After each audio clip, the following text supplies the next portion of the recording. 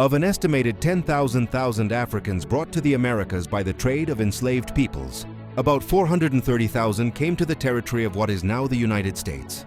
The overwhelming majority were taken from the area of Western Africa, stretching from present-day Senegal to Angola, where political and social organization as well as art, music and dance were highly advanced.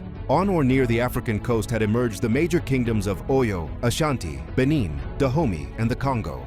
In the Sudanese interior had arisen the empires of Ghana, Mali, and Songhai, the Hausa states, and the states of Kanem-Bornu.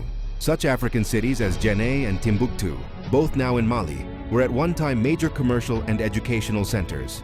With the increasing profitability of slavery and the trade of enslaved peoples, some Africans themselves sold captives to the European traders. The captured Africans were generally marched in chains to the coast and crowded into the holds of slave ships for the dreaded middle passage across the Atlantic Ocean, usually to the West Indies. Shock, disease, and suicide were responsible for the deaths of at least 1/6 during the crossing. In the West Indies, the survivors were seasoned, taught the rudiments of English, and drilled in the routines and discipline of plantation life. Slavery in the United States, enslaved people played a major, though unwilling and generally unrewarded, role in laying the economic foundations of the United States, especially in the South. Black people also played a leading role in the development of Southern speech, folklore, music, dancing, and food, blending the cultural traits of their African homelands with those of Europe.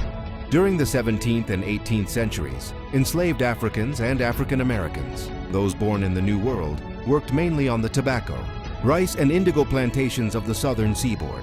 Eventually, slavery became rooted in the South's huge cotton and sugar plantations. Although northern businessmen made great fortunes from the trade of enslaved peoples and from investments in southern plantations, slavery was never widespread in the North.